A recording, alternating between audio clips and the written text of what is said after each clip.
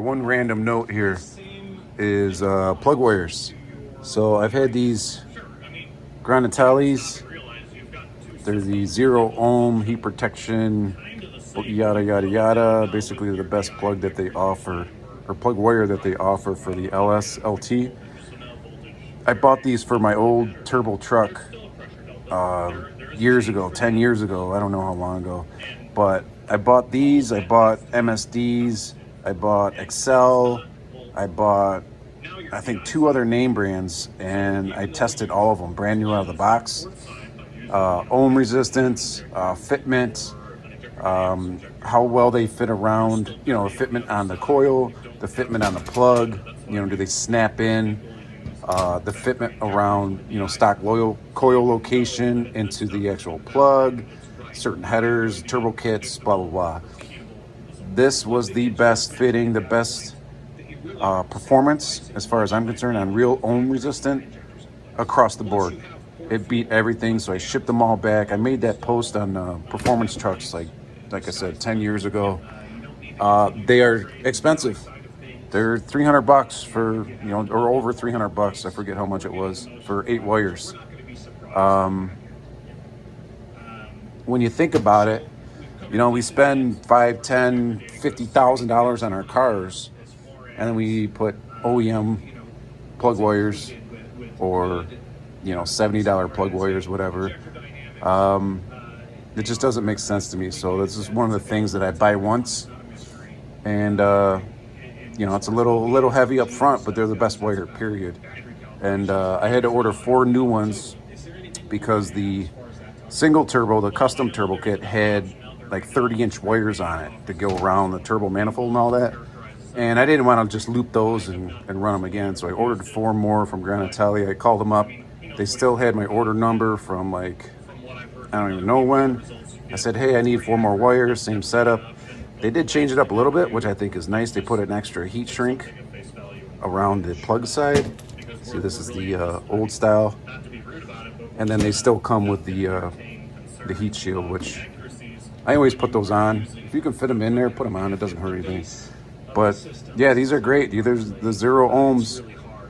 They're a little bit more than your regular spark plug wires that you get off of Amazon or OEMs, and people make power with those. I just never really got on board with that. Buy good plugs, gap them right, check them right, service the engine, buy good plug wires.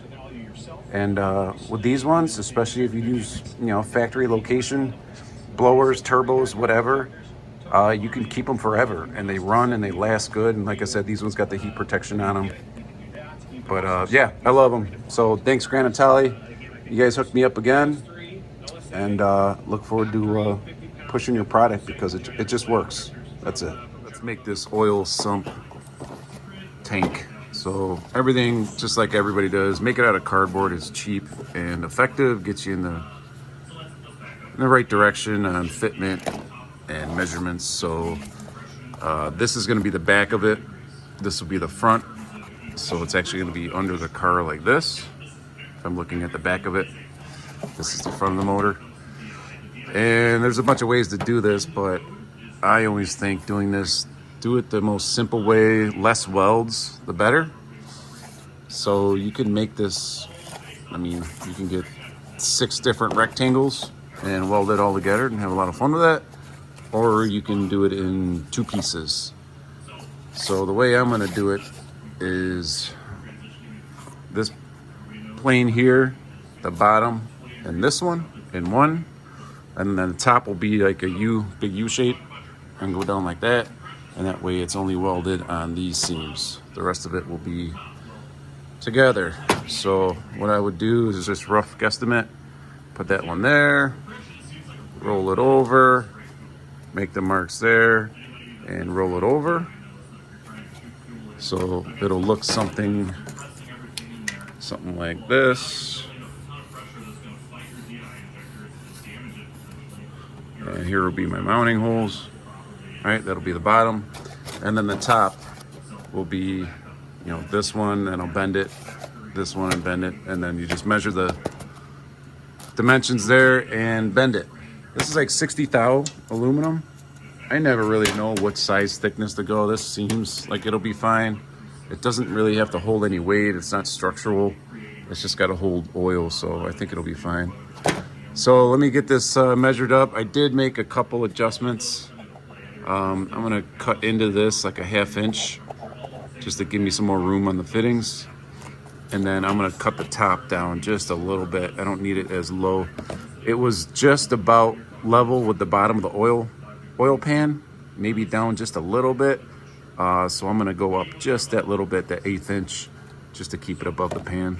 But let me get it mocked up, and then I'll show you guys the next steps. All right, here it is. Here's the bottom piece. These will have the 2 holes to mount up, so this will be like that. And then here's the top piece. And I believe it goes like this. Let's see if I can do this with one hand.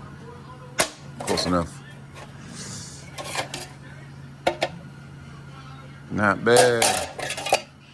I can read a ruler and hold a saw straight. So I'm thinking the same thing to weld this. Basically put it in some clamps and make it as square as possible just to hold it, and then burn it in, and the weld will fill these little gaps. But yeah, I think that's it. It's gonna work good. I love this saw, the swag.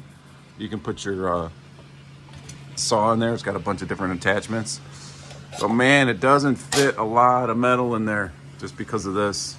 So you gotta cut it down by hand with a chop saw or whatever, circular saw. And then once you get it in a usable size, then you can get up here and cut these lines off. So still had to use some hand tools and fill my coffee with metal. Son of a bitch. But yeah, that's it. So now I'm gonna mark up the bungs. I'll go underneath there and just make sure. I know it's gonna be tight. I want it to be tight. But yeah, I'll get these drilled out for the 3 bungs. And with these sumps too, you have to let it breathe, so you got to put a vent on there. I think the vent will be on the passenger side.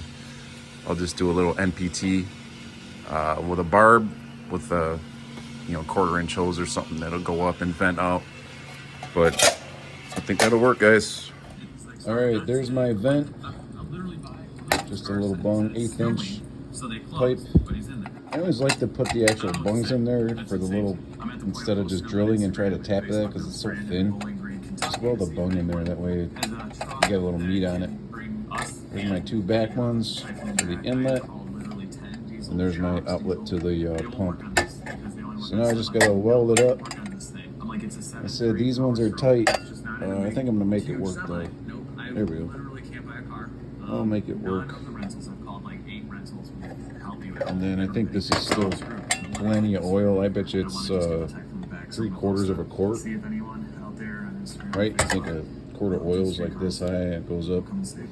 But yeah, there we go. There's my vent. Fits up there nice. Everything's nice. All right, here's the oil tank. Just snugged up there. I drilled the holes for the bungs, the dash 10s. And yeah, it fits. I mean, it's tight, but it does fit. The height's good. I could probably shrink this down like another 1/2 inch or so and just give me a little bit more room in here. The back's good. It's tight for the fitting, which is good. But yeah, there it is. I gotta just weld it up. I'll decide if I want to keep this tight or not. I mean, it's got to go in a little bit. It's not hitting, it's just real tight. And if I move this over like a 1/2 inch,